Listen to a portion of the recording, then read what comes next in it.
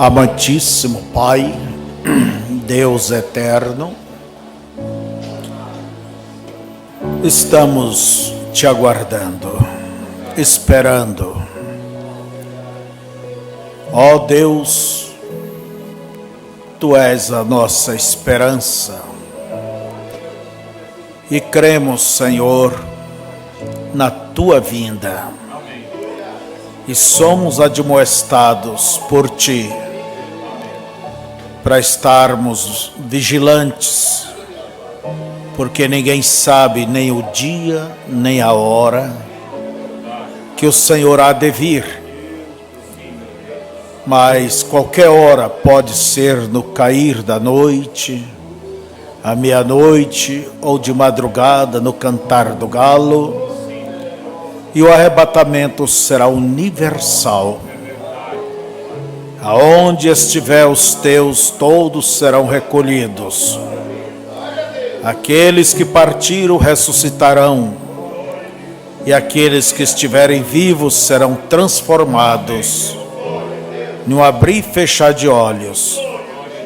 E todos juntos subiremos a encontrar o Senhor nos ares. Pai, que essa atmosfera da Tua vinda possa contagiar cada um dos Teus filhos. Peço que o Senhor os abençoe uma vez mais, em nome de Jesus. Amém. Podeis assentar.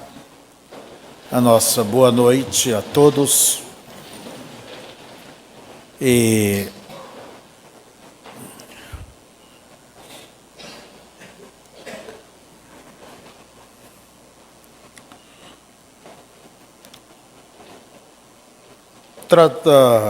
às vezes o pastor, ele trata a respeito da fé, assuntos bíblicos que nos mostra como a gente deva crer por onde assentar a nossa fé. E muitas vezes também nos fala de assuntos do dia a dia que enfrentamos na vida, que na verdade não é uma questão de fé, mas é uma questão de ordem pessoal. E hoje nós queremos falar alguma coisa sobre isto. Eu quero falar sobre ressentimentos. Ressentimentos. Mesmo assentados, mas vocês podem acompanhar, no livro de Jonas. Jonas, pelo que nos parece, ele era um homem que tinha uma natureza bem forte. Uma natureza dura. E às vezes pensamos que uma pessoa tem que ter uma natureza branda para agradar a Deus, mas Jonas não era desse jeito. E como disse também o irmão Brana sobre Isaías, sobre Elias, que não era fácil, aquele pequeno careca, né? Vamos, capítulo 4, verso 6.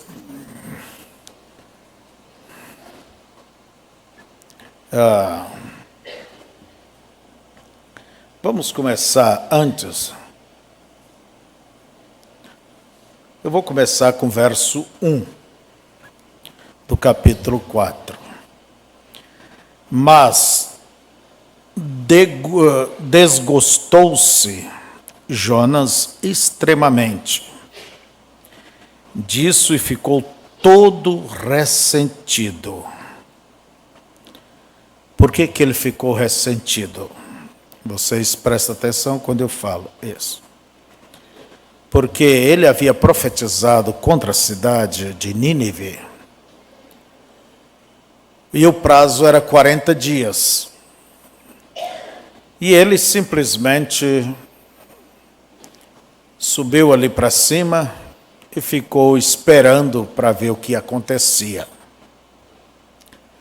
Mas acontece que a cidade, o povo, o rei, todo o povo se arrependeram.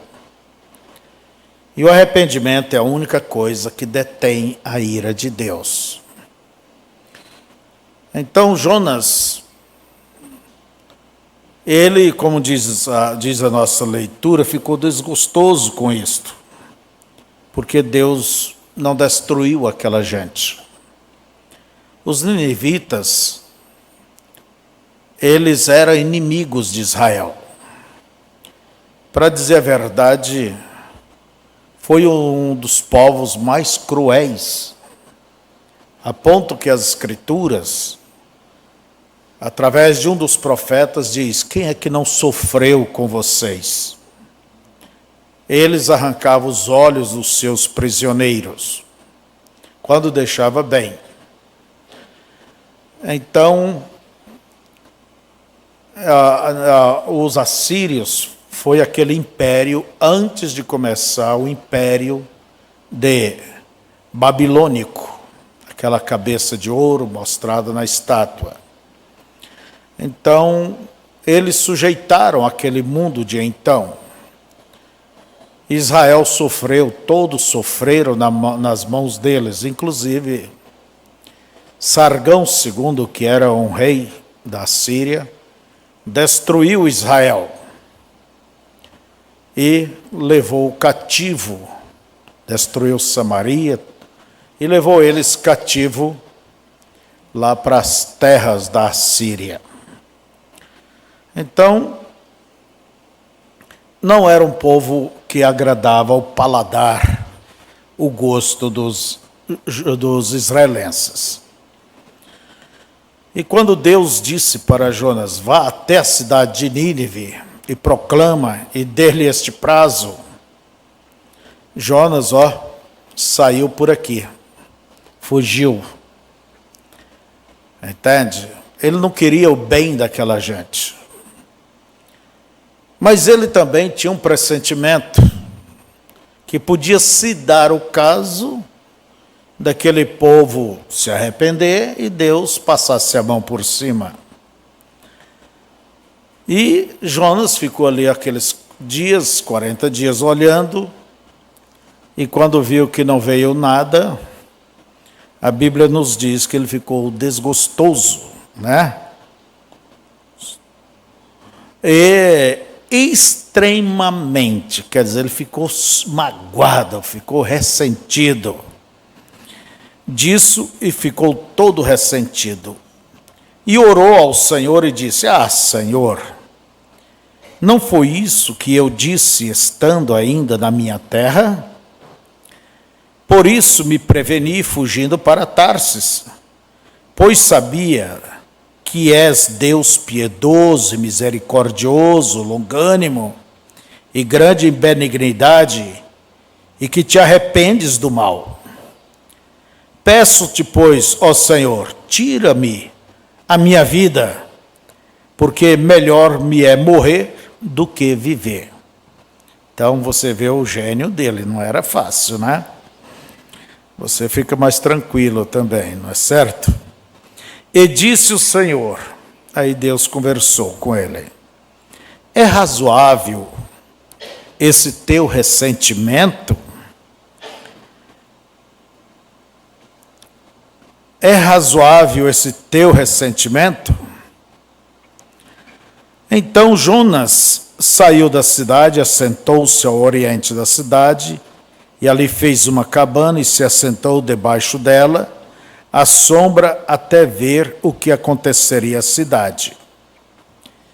E fez o Senhor Deus nascer uma aboboreira que subiu por cima de Jonas, para que fizesse sombra sobre a sua cabeça, a fim de o livrar do seu enfado.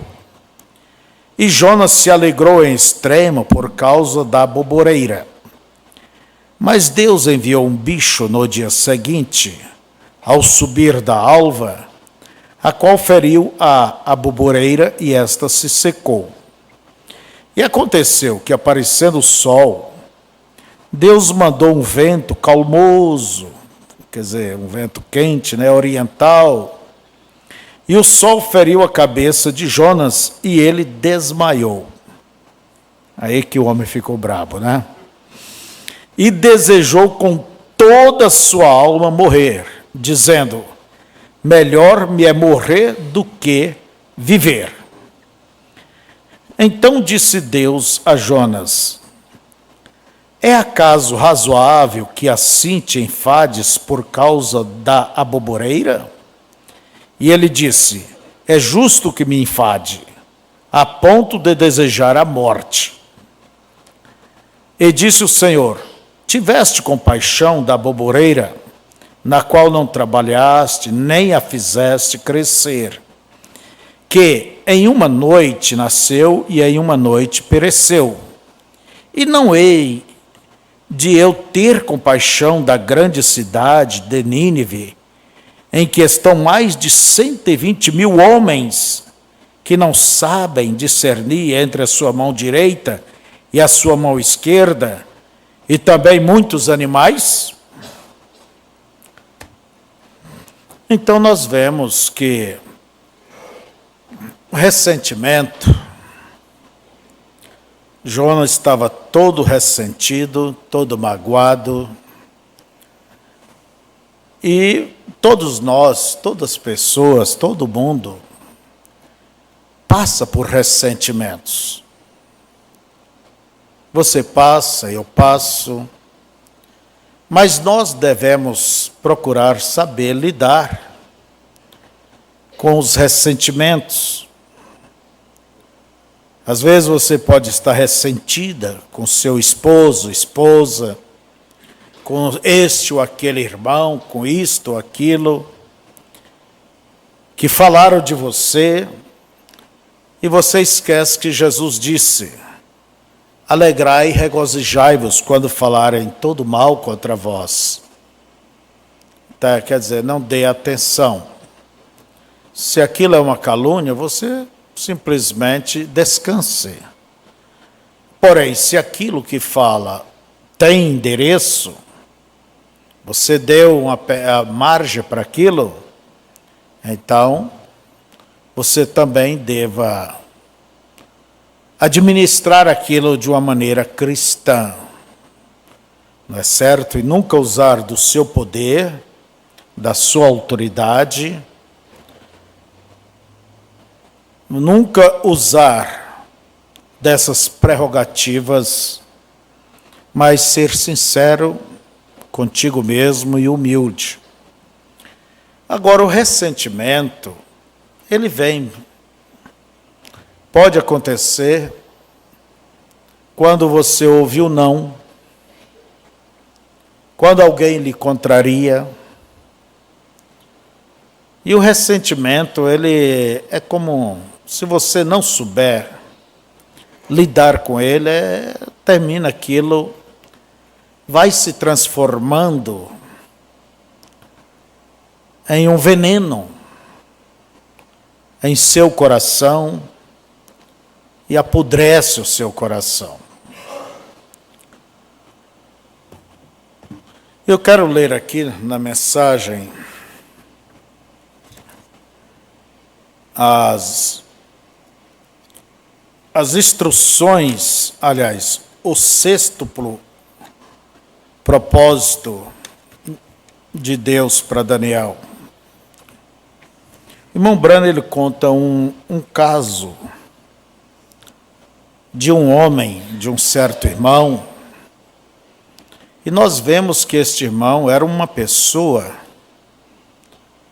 que tinha uma certa posição junto ao ministério, porque ele até ajudava as pessoas a vir ali à frente. Quer dizer, era um meio cooperador, né? Não era, como diz, uma pessoa lá que sentava e ficava quieto. O profeta diz assim, parágrafo 149 em diante desta mensagem, o sextuplo propósito. Eu estive ao lado de um homem justo, quer dizer, um homem bom, aqui em Port Fulton, morrendo. Eles me chamaram a seu leito. Quando eu orei com ele aqui no altar uma noite, ele pôs seu braço ao redor de uma mulher. Eu disse: tire seu braço dessa senhora. Ele disse: eu a estou guiando a Deus. Quer dizer, ele pôs o braço sobre aquela senhora para guiar até o altar, vamos dizer assim. E você sabe bem que o profeta sempre foi cuidadoso neste tocante, que você nunca deva fazer isto. E ele disse: eu a estou guiando a Deus. Eu disse: não com seu braço em volta dela. Eu não creio em uma coisa como essa. Ele se intrigou comigo e saiu batendo a porta. Eu fui a ele um pouco mais tarde, quando ele estava morrendo. Ele me olhou no rosto e disse: não ore por mim, irmão Branham. Não ore por mim, irmão Bill. Eu estou perdido. Eu estou indo. Disse: tudo que havia ganhado está perdido.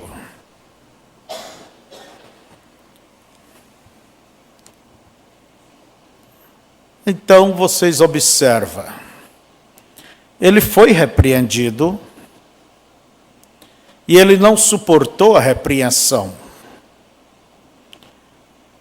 E as Escrituras nos diz que quando a pessoa não suporta uma repreensão, é porque é um filho bastardo, ilegítimo. Irmão Branham, em outras palavras, tire a mão de cima dela.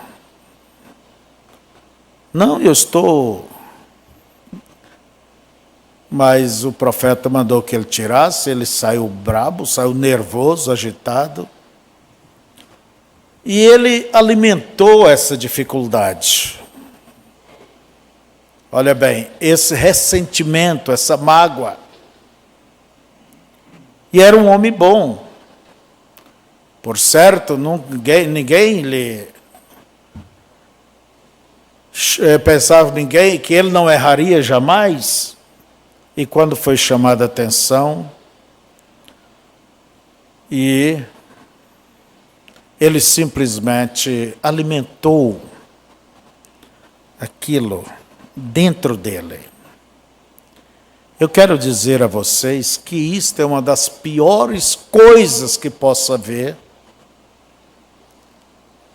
é alguém alimentar dificuldades.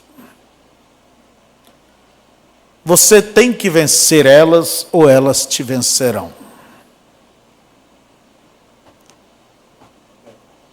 Então, não é que a gente vai ser livre de ser picado por certas coisas que nos leva a ficar um pouco magoado. Mas não importa se essa mágoa seja mais superficial, profunda, você tem que aprender a lidar com as suas mágoas, com o seu ressentimento. Veja, mas aquilo entrou tão forte dentro deste irmão, ele alimentou isso, esse ácido venenoso, desceu de um modo tão forte, como diz o profeta, que isso até tira o Espírito Santo de você. Os ácidos venenosos da malícia, da inveja, do ódio, tira o Espírito Santo de você e fará dano ao seu pastor. Entende? Quem sabe ele fez falta em apoiar aqueles trabalhos. mas ele foi ressentido para casa.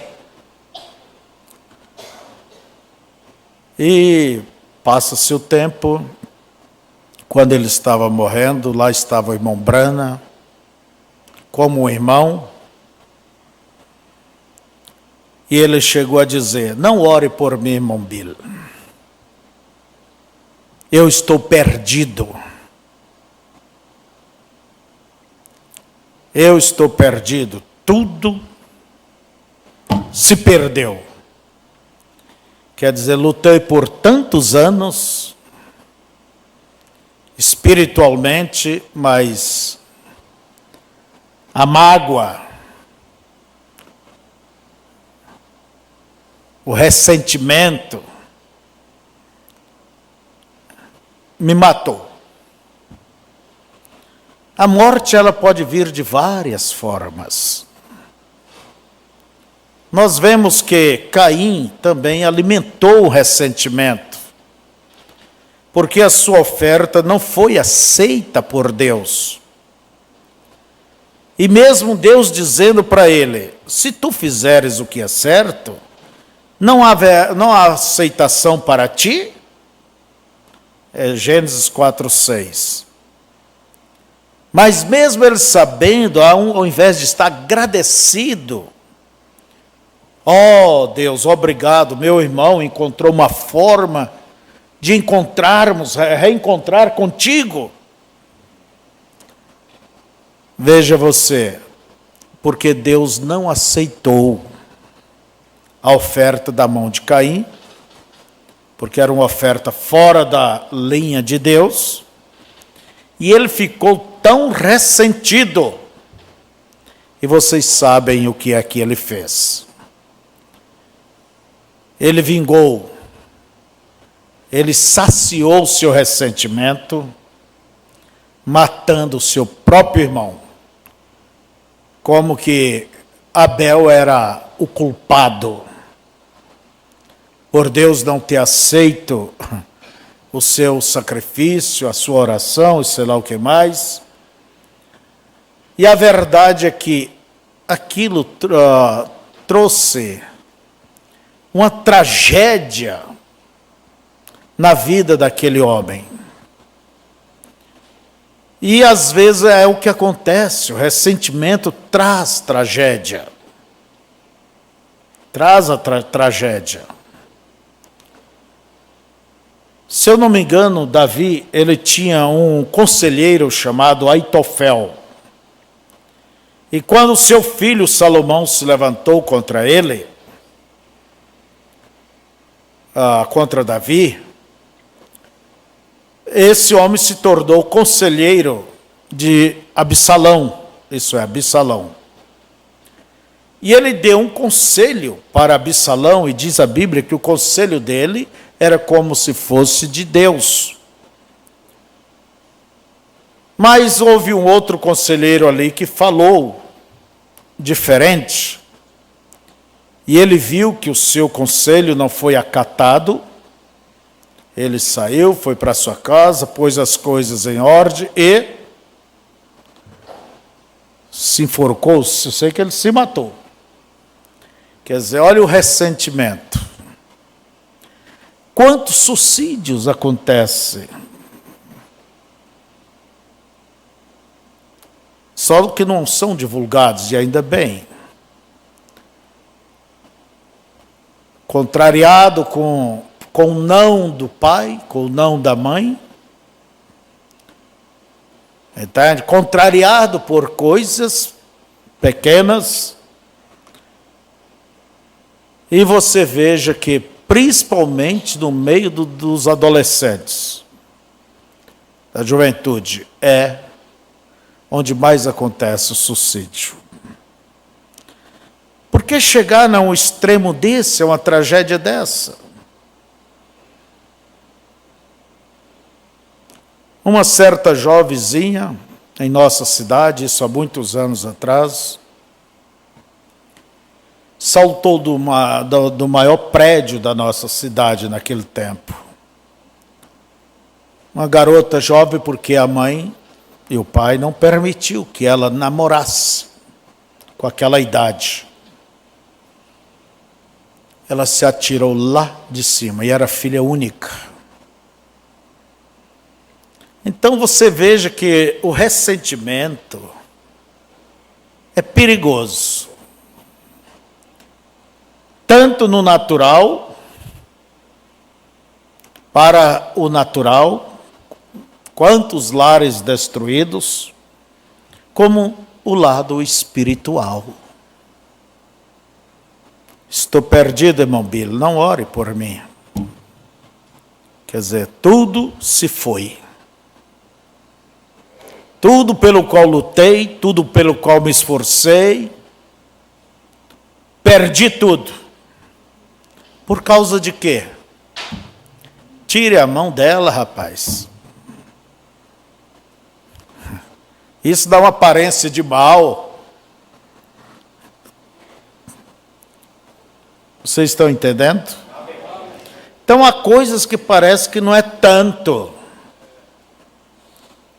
Por isso você tem que aprender a lidar. E ensinar, se você ainda tem filhos pequenos, ensinar a eles a lidar com isto. Eles podem ter tudo do seu lado, lhe apoiando, mas eles vão encontrar muitos nãos, muitos obstáculos, muitos desaforos. Eles vão encontrar muitas coisas. E eles terão que saber serem treinados. Agora é difícil, muitas vezes, a coisa é. Porque isso mexe, entende, com o nosso ego, nosso eu. Entende? Eu não merecia isto. Tudo que eu fiz e agora o que eu recebo é isto. E aí é onde começa o quê? Maledicências, inimizades. E se você não se cuida, daqui um pouco você não pode ver aquela pessoa. Tem que até sentar em um lugar diferente dentro da igreja. Tem que até procurar não ver aquilo, não ver aquela pessoa. E Deus permite. Deus permite que às vezes pessoas ao teu lado errem contra ti. Erre, fale contra você. Quando Simei jogava pedra e xingava Davi, e chamava-lhe de homem sanguinário, e ali estava o rei ao lado dos seus grandes guerreiros, um deles disse: deixa eu cortar a cabeça daquele cão. Davi não, disse não.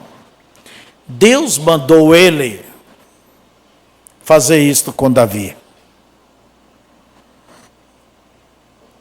Você diz: pastor, como que eu lido com isto? Com cuidado. Se você deixa o ácido do ódio, a mágoa, o ressentimento, a dor, tomar conta do seu coração, isso vai tirar Deus de você, isso vai te prejudicar, como prejudicou esse irmão aqui, e pode levar até o inferno. Então, supere. Passe por cima. Como? Faça de conta que não ouviu, que não viu. Aprenda a perdoar. Pede a Deus, aprenda a perdoar. Deixe isso de lado. Às vezes leva tempo aquilo, mas você não dê cordas, asas para estas coisas. A Escritura diz que por muito esfregar o nariz sai sangue. E por muito que bate o leite, vira manteiga. Então, quer dizer, há muita coisa, você não pode ficar em cima olhando e alimentando aquilo, que aquilo pode produzir manteiga, pode sair sangue. Começa a esfregar o teu nariz assim. Daqui a um pouco vai sair sangue mesmo, de verdade. Então, pare com isso. Veja, olhe para frente. Não fica olhando só para aquilo. Que Deus abençoe, que Deus nos ajude. E se porventura alguém enfrenta essas dificuldades, devido à sua natureza mais, tipo meio Jonas, né? Você diga, Senhor, eu não quero ser Jonas, por causa de uma raivinha, já queria até morrer.